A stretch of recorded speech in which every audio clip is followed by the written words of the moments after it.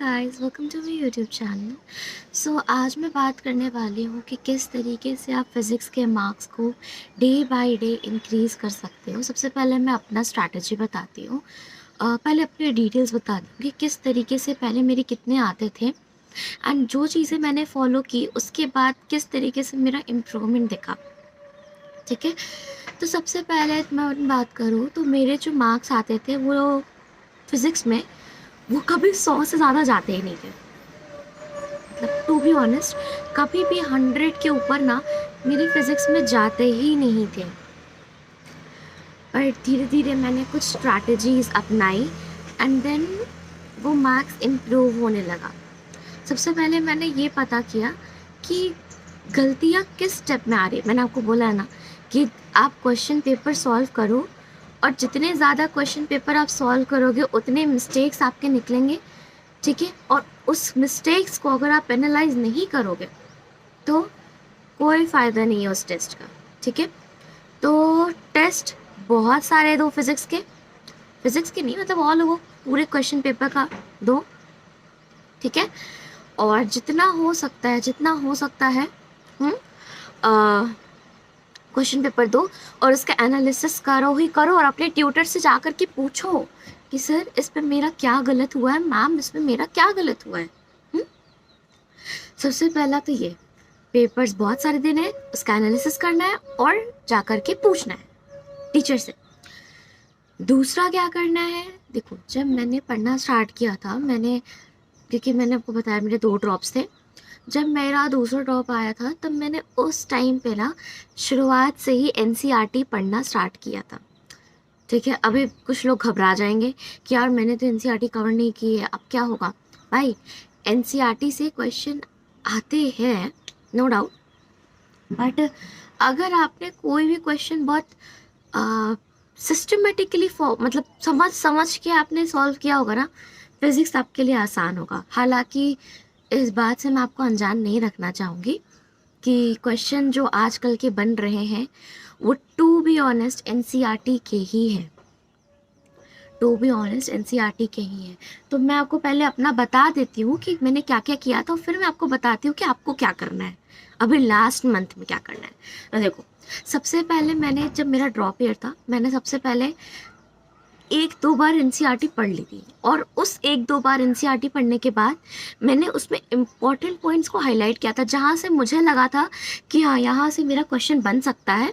मैंने वो point highlight किया था कि जब मेरा लास्ट मंथ आएगा ना, उसको लास्ट मंथ के 1 महीना पहले, मतलब कि मार्च के मंथ में मैं उसको एक बार रिवाइज करूँगी और एक बार अप्रैल में जस्ट गो थ्रू कर लूँगी। ठीक है, इसलिए मैंने एनसीईआरटी को जैसे ही मेरा ड्रॉप ईयर स्टार्ट हुआ था वैसे ही मैंने 2 बार पढ़ लिया था, 2 बार मैक्सिमम पढ़ा था, तो मैं झूठ नहीं बोलूँगी, 2 बार से ज़्यादा नहीं।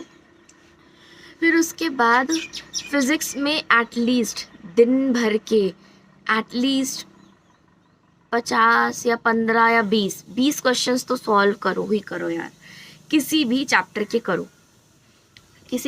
के 15-20 क्वेश्चन सॉल्व करो। और ऐसे सॉल्व नहीं करना है कि बस आज तो ऐसे से नहीं, प्रॉपर टाइमर लगा करके। जब तक टाइमर नहीं लगाओगे आपको पता नहीं चलेगा कि किस क्वेश्चन में मेरे को कितना टाइम लग रहा है। तो टाइमर लगा करके, इट्स वेरी इंपॉर्टेंट कि आप टाइमर लगा करके सॉल्व करो क्वेश्चन को। ठीक है, तो सबसे पहला क्या है, एनालिसिस करना क्वेश्चन पेपर का। ठीक है, बहुत सारे पेपर सॉल्व करने हैं आपको, नो डाउट। दूसरा, जब मैंने पेपर सॉल्व किया था ये बता रही हूँ, और दूसरा मैंने एनसीईआरटी पढ़ी थी, 2 बार पढ़ी थी, इम्पॉर्टेंट पॉइंट्स लगाए थे। तीसरा, क्वेश्चन प्रैक्टिस रोज करना है, नो डाउट। जितना हो सके उतना क्वेश्चन सॉल्व करो, भर भर के सॉल्व करो, क्योंकि जितने क्वेश्चंस तुम सॉल्व करोगे उतना तुम्हें पता चलेगा कि अच्छा इस जगह पर ये कंसेप्ट लगेगा, इस जगह पर ये कंसेप्ट लगेगा, ये चीज़ करना है। फिर जो चौथा मैंने क्या किया था, चौथे में मैंने ना हर एक चैप्टर का नोट्स बनाया था। हालांकि वो सब करते हैं, ठीक है, नोट्स, और हर एक टीचर्स भी नोट्स बनवाते हैं, शायद मेरे तो नोट्स बनवाए गए थे। तो नोट्स हर एक चैप्टर के नोट्स बनाने हैं आपको। ठीक है, हर एक चैप्टर के मिनी नोट्स, छोटे छोटे नोट्स बनाने हैं, और उसमें आपके जितने भी फॉर्मूलाज हैं जितनी भी फॉर्मूलाज है वो फॉर्मूलाज को नोट करना, ठीक है, सारे के सारे फॉर्मूलाज को नोट करना, ठीक है। एनसीईआरटी जैसे मैंने बोला है कि एनसीईआरटी पढ़ना है, उसके लिए ना कुछ यूट्यूब चैनल्स हैं जो मैं आपको बताती हूँ कौन कौन से यूट्यूब चैनल्स हैं। वो मैं आपको लास्ट में यूट्यूब चैनल्स बता देती हूँ कौन कौन है, क्योंकि वीडियो मैं एक शॉर्ट में लेना चाहती हूँ, तो वो मैं आपको लास्ट में रिकमेंड कर दूँगी कौन कौन से यूट्यूब चैनल्स हैं, देख करके। फ़िलहाल के लिए आपको क्या क्या करना है, हाँ, नोट्स बना लेना है। Notes is very much important, notes ज़रूर बनाना। और नोट्स बनाने के बाद ये नहीं कि बस रखा हुआ, देखो एक तो नोट्स जो होता है वो आपके कोचिंग में बनता है, और एक नोट्स वो होते हैं जो आप अपने से बनाते हैं, उसका निचोड़, उसको एकदम निचोड़ लेते हैं, ठीक है, निचोड़ करके एक अपना नोट्स बनाते हैं। क्योंकि लास्ट मंथ में आपके पास इतना समय नहीं है, क्योंकि आपके पास बायो है, ऑर्गेनिक है, इनऑर्गेनिक है, एनसीईआरटी इनकी ज़्यादा कंपल्सरी है as compare to physical chemistry. हालांकि अब फिजिकल केमिस्ट्री की भी इंपॉर्टेंट है, बट इसकी बात मैं आगे करूँगी। हाँ, फिजिकल केमिस्ट्री की उतनी नहीं है जितनी ज़्यादा ऑर्गेनिक की है, इनऑर्गेनिक की है और बायो की है, तो आपको वहाँ टाइम देना है as comparison to physical chemistry and physics, ठीक है, आपको वहाँ ध्यान देना है, ठीक है। ये बड़े मेजर सब्जेक्ट्स हैं, ठीक है, तो आपको वहाँ ध्यान देना है। तो आपके पास इतना टाइम नहीं होगा क्या फिजिक्स का लेकर, क्योंकि आपको क्वेश्चन भी सॉल्व करना है, उसमें हर एक चीज़ करना है, तो फिर इतना टाइम नहीं होगा, ठीक है। तो इसीलिए नोट्स का क्रश फॉर्म बना करके अपना प्यारा सा नोट्स बना करके रखना, उसमें जितने छोटे छोटे फॉर्मूलाज हैं हर एक फॉर्मूलाज बना करके उसमें लिखना, ठीक है। एक ये मैंने क्या किया था, मैंने एक और चीज़ बताती हूँ। फिज़िक्स के जो क्वेश्चंस आते हैं ना, अगर आप ध्यान दो तो फिज़िक्स के जो क्वेश्चंस आते हैं ना, वो आजकल क्या हो रहा है, PYQ, मैंने ना एक फिंगर टिप्स की बुक खरीदी थी जिसमें पूरे 36 ईयर्स के ना क्वेश्चंस थे। मैंने वो क्वेश्चंस, मेरे सर ने बोला था कि एटलीस्ट उसको ना तुम 2-3 मतलब 2-3 जितनी बार हो सकता है, 2-3 तो मिनिमम है, जितनी बार हो सकता है ना अपने आखिरी महीने में उसको जितनी बार सॉल्व कर सकती है। तो मैंने शायद 36 ईयर वाले पेपर को ना मैंने 3 बार सॉल्व कर लिया था आखिरी मंथ में, मतलब आखिरी मंथ में नहीं, मार्च में ला करके ऐसा मैंने कर लिया था, ठीक है, कि जिससे क्या हो जाए कि आपको PYQs रट जाए। क्योंकि टू बी ऑनेस्ट बच्चे, आप चाहे कितना ही पढ़ लो, PYQ ही आना है, PYQ ही आना है, टू बी ऑनेस्ट। अगर आप मिलाओगे ना तो आपको पता चलेगा कि अरे यही तो क्वेश्चन आया था 2017 में या 2016 में, ऐसे ऐसे क्वेश्चन आए हैं वापस से, ठीक है। हालांकि 2016 सबसे टफ था, बट फिर भी ठीक है। तो PYQ 36 ईयर वाले फिंगर टिप्स मैंने सॉल्व की थी। साथ ही साथ एक और मज़े की बात बताती हूँ आपको, जो आप लोग का वो होता है ना, क्या कहते हैं उसको, एनसीईआरटी के साथ एग्जाम्पलर, हाँ, वो एग्जाम्पलर जो आता है ना फिजिक्स का, उसके MCQs मतलब जो पहले वाले MCQs होते हैं ना, वो ज़रूर सॉल्व कर देना। लेकिन वो भी कुछ कंसाइज चैप्टर के, वो मैं आपको आगे किसी दूसरे वीडियो में बता दूंगी कौन कौन से ऐसे चैप्टर्स हैं जिनके आपको एग्जाम्पलर से फिजिक्स को कवर करना है। एंड टू बी ऑनेस्ट, एकदम एग्जैक्ट क्वेश्चन एग्जाम्पलर के आए हैं आपके नीट एग्ज़ाम में। सो इसीलिए मैं कह रही हूँ कि अगर टाइम होगा, अगर आप सब चीज़ से परफेक्ट हैं तो आप एग्जाम्पलर सॉल्व कर लेना, वरना टाइम वेस्ट नहीं करना। और एक और बात, बहुत लोग ऐसे होते हैं कि मैं एग्जाम्पलर सॉल्व करूँगा तो ऐसा करूँगा कि पूरा का पूरा ही कर लूँगा। नहीं, फिज़िक्स के एग्जाम्पलर ना बहुत बेकार है, बस उसके MCQ वाला पार्ट करना है, सिर्फ MCQ। वो पार्ट JEE वालों के लिए, आपके लिए नहीं है। बाकी के जो NCERT के पार्ट हैं वो JEE वालों के लिए हैं, आपके लिए नहीं है बच्चों, ठीक है। सिर्फ आप MCQ वाला पार्ट करेंगे, वो भी पहला MCQ वाला पार्ट, और नहीं। और जो नहीं आ रहा है चुपचाप छोड़ दो, उसमें दिमाग ही नहीं लगाना है कि क्यों नहीं ये चीज़ आ रहा है, ठीक है, दिमाग नहीं लगाना। जो एकदम सिंपल सा है वही आएगा, वही तुम्हें प्रैक्टिस करना है एग्जाम्पलर में। फिजिक्स के NCERT के जो ब्लू बॉक्सेस होते हैं, पढ़ लेना पढ़ लेना पढ़ लेना, अगर टाइम है तो, नहीं है तो छोड़ दो, PYQ प्रैक्टिस करो।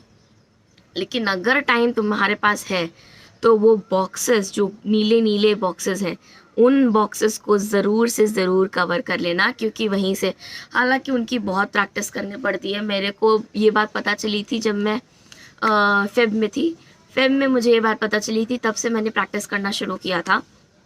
मार्च में मैंने 36 ईयर सॉल्व करना किया था और एग्जाम्पलर मैं पहले से करती थी, एनसीईआरटी में पहले से पढ़ती थी। तो ये सारे कुछ अलग है, मैं आपको नाम बता देती हूँ कौन कौन से ऐसे चैनल्स थे जिसमें अभी आगे आकर के आपको बता दूँगी।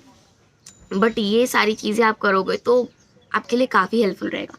दूसरी बात में जो ये बात है जो मैं ये बताना चाहूँगी आप लोगों को कि अब आखिरी महीना है, इतना तो आपने बता दिया दीदी, अब आगे ये बताइए कि अब क्या करना है, आखिरी महीना बचा है। आखिरी महीने ये तो चीज़ें मैंने की, आप आखिरी महीने में क्या करो। देखो, आखिरी महीने में ज़्यादा घबराना नहीं है, पैनिक नहीं करना है। एक काम जो तुम कर सकते हो तो ज़रूर करना, 36 ईयर्स वाले पेपर ज़रूर सॉल्व कर लेना, एक या तो 2 बार। प्लीज़ प्लीज़ प्लीज़ अपने शेड्यूल में, ठीक है, अपने शेड्यूल में। और एक तो मैंने आप लोग को पिछले वाले वीडियो में बताया था ना, अगर नहीं देखा है तो ज़रूर देखना मेरा पिछला वाला वीडियो, किस तरीके से मैंने फ्रस्ट्रेशन को दूर किया था। फिज़िक्स के फ्रस्ट्रेशन को, इतना डर लगता था, उसको मैंने कैसे दूर किया था, वो ज़रूर देखना। अगर आपके लिए हेल्पफुल होगा तो आप ज़रूर देखना। अगर आप फ्रस्ट्रेट हो जा रहे हो कि हो नहीं रहा है तो फ्रस्ट्रेशन को कैसे दूर करें, ज़रूर देखना मेरा पिछला वाला वीडियो। बट फिलहाल के लिए फिज़िक्स को अभी लास्ट मंथ में इस तरीके से कवर करना है। अगर आपने एनसीईआरटी पढ़ी है, उसमें इंपॉर्टेंट पॉइंट्स लगाए हैं, तो लास्ट महीने में उन इम्पॉर्टेंट पॉइंट्स को ही पढ़ना है। और एक और चीज़ आप लोगों को मैं बताना चाहूँगी, कुछ नहीं भी पढ़ा है तो पॉइंट्स टू पॉइंटर ज़रूर पढ़ लेना, बहुत अच्छा होता है। पॉइंट्स टू पॉन्डर भी आप मैंने बहुत सारे यूट्यूब पे सर्च किया था। यूट्यूब पे हालांकि कुछ चैप्टर्स के मिलते हैं, कुछ चैप्टर्स के नहीं मिलते हैं, बट फिर भी मैं आपको आगे किसी वीडियो में बताऊंगी कौन कौन सा चैप्टर है कि आपको पॉइंट्स टू पॉन्डर पढ़ना है। टाइम बहुत कम रह गया है, मैं बहुत जल्दी जल्दी कोशिश करूँगी कि वीडियो अपलोड कर सकूँ और आप लोगों को बता सकूँ, ठीक है। तो पॉइंट्स टू पॉन्डर ज़रूर कर लेना, पॉइंट्स टू पॉन्डर बहुत ही इम्पॉर्टेंट है। और साथ ही साथ पॉइंट्स टू पॉन्डर ज़रूर कर लेना। और वन मोर थिंग, जो नीले नीले बॉक्सेस है ना, उसमें नीले नीले बॉक्सेस सारे कर लेना। पॉइंट्स टू पॉन्डर लास्ट में कर लेना। एक और आता है, उसके पॉइंट्स टू पॉन्डर के बाद एक और बॉक्सेस रहती है, वो मैं आपको बताती हूँ कौन सा, रुक जाओ। हाँ, तो मैं बता रही थी पॉइंट्स टू पॉन्डर और समरी, ये दोनों ज़रूर से ज़रूर पढ़ लेना फॉर फिज़िक्स। एंड एनसीईआरटी के जो ब्लू बॉक्सेस वाले जो क्वेश्चंस हैं ना, जो कि अंदर ही टेक्स्ट बुक में दिए हैं ना, वो ज़रूर देख लेना, ज़रूर से ज़रूर एक बार। उसके ना मतलब यूट्यूब पे ना छोटे छोटे वीडियोस आते हैं, वो पूरा मतलब वो समरीज वाला जो पार्ट है ना और पॉइंट्स टू पॉन्डर वाला पार्ट है, वो यूट्यूब पे छोटे छोटे वीडियोस में भी आते हैं। और साथ ही साथ वो क्या कहते हैं उसको, जो अंदर जो नीले बॉक्सेस होते हैं जिस पे क्वेश्चन होता है ना, उसके भी बहुत सारे लोग उसको सॉल्व कराते हैं, ठीक है। वीडियोज़ उसके भी आते हैं यूट्यूब पे, वो छोटे छोटे एकदम फास्ट फॉरवर्ड में लगा करके सुन सकते हो, समझ सकते हो, और एक बार तुम्हारा वो हो जाएगा। अगर टाइम है गाइस तो ये सब करना, अगर नहीं है टाइम ना, टू बी ऑनेस्ट मैं यही कहूँगी कि अगर तुमने एनसीईआरटी पढ़ी है तो वेल एंड गुड, नहीं पढ़ा है तो कोई बात नहीं। एनसीईआरटी ज़रूरी नहीं है कि तुम 180 आउट ऑफ 180 स्कोर कर लो, बट एटलीस्ट तुम इतना मार्क्स तो ला लो कि तुम्हें एक कॉलेज मिल जाए, ठीक है, एक कॉलेज मिल जाए। तो उसके लिए एटलीस्ट तुम कम से कम समरी पढ़ लेना, समरी मैं कहूँगी समरी पढ़ लेना। और जो ब्लू बॉक्सेस हैं उसके अंदर वाले जितने भी हैं, ब्लू बॉक्सेस के मतलब कि जो क्वेश्चंस वाले हैं वो देख लेना। और साथ ही साथ क्या करना, घबराना मत, पैनिक मत करना, जितना हो सकता है अपने से बेस्ट देना। तुम्हें अगले साल के लिए रिग्रेट नहीं रहना चाहिए कि हाँ मैंने ये चीज़ कर लिया होता तो ये हो जाता, ये हो जाता, इतना अपने से बेस्ट देना गाइस, इतना सोचना नहीं है। और साथ ही साथ वीडियोस तो आज मैं नहीं बता पाऊँगी, मैं बहुत जल्दी एक शॉर्ट डालूँगी, शॉर्ट्स वाले वीडियो में मैं आपको पूरा वीडियो बता दूँगी कहाँ कहाँ से वीडियो देखना है, कहाँ कहाँ से आपको कौन कौन से पॉइंट्स टू पॉन्डर वगैरह है, समरी वगैरह किस किस चैप्टर के पढ़ने हैं, मैं नेक्स्ट वीडियो में बता दूँगी। कुछ शॉर्ट्स भी डालूँगी, वो शॉर्ट्स कुछ छोटे छोटे मिनट्स के रहेंगे, वो देख लेना, मैं उसमें डाल दूँगी, ठीक है। और मैंने पहली बात बताई, अपना क्रश करके जितना हो सकता है अपने नोट्स को बना लेना, एक इसमें बहुत सारे फार्मूलाज लिख लेना, जितने भी तुम्हारे हैं उन फार्मूलाज को लिख लेना। उनको डे बाय डे हर एक दिन क्या करना कि एक एक पेज निकालना, अपना एक शीट निकालना फार्मूला वाला, उसको पढ़ना। उसके देखो इस बार क्या हो रहा है ना, ऐसा क्या हो रहा है ना, अभी जो हालात चल रहा है, मतलब जो नीट एग्ज़ाम का पैटर्न चल रहा है, उसमें तुम अगर देखोगे ना तो वो डायरेक्ट क्या हो रहा है, वहाँ पे डायरेक्ट फार्मूला वाले क्वेश्चंस आ रहे हैं। तो अगर तुम्हारे फार्मूलाज टिप्स पर नहीं होंगे ना तो फिर कुछ नहीं हो सकता। इसीलिए फार्मूलाज का रोज़ प्रैक्टिस करना ज़रूरी है, फार्मूला प्रैक्टिस करना बिल्कुल ही करना। सो पूरी समरी ये है कि क्वेश्चन प्रैक्टिस करो अभी आखिरी महीने पे, जो मैंने फिंगर टिप्स वाला बोला है वो करो, क्वेश्चन प्रैक्टिस करो और फिंगर टिप्स का PYQ, और नोट्स पढ़ो। नोट्स में वही नोट्स पढ़ना है जो तुमने इतने दिनों से पढ़ लिया था, उसके जो तुमने शॉर्ट फॉर्म बनाए हैं, उनके जो छोटे छोटे तुमने बनाए हैं, है ना, अलग अलग एक एक पेज में तुमने जो फॉर्मूलाज लिखे हैं, वो फॉर्मूलाज की प्रैक्टिस और एनालिसिस करते रहना अपना। क्वेश्चन पेपर का छोड़ना मत, ये बहुत इंपॉर्टेंट पार्ट होता है। कंसिस्टेंसी बनाए रखना, कभी भी ऐसा मतलब डीमोटिवेटेड फील मत करना, अपने से बेस्ट देना, ठीक है। सो तब तक के लिए सी यू गाइस। कमेंट करना, सब्सक्राइब करना, लाइक करना, शेयर करना और मुझे बताना कि और क्या क्या चीज़ पे तुम्हें वीडियोस चाहिए। मुझे जितना समझ आता है उस हिसाब से मैं जब मैं एक नीट एस्पिरेंट थी तब मुझे क्या क्या दिमाग में आता था, उन सारी चीज़ों को लेकर के तो मैं वीडियोस बना ही रही हूँ। बल्कि अगर तुम्हें और भी कुछ लगता है कि अलग से मुझे कुछ और भी चीज़ें बतानी चाहिए, तो उसके लिए भी मुझे तुम कमेंट सेक्शन में बता सकते हो कि दीदी प्लीज़ ये, या फिर ये जो भी तुम्हारा मन करे वो मुझे बताना, मैं उस पर वीडियोज़ बना दूँगी। एंड अच्छे से प्रिपेयर करना। तब तक के लिए बाय गाइस।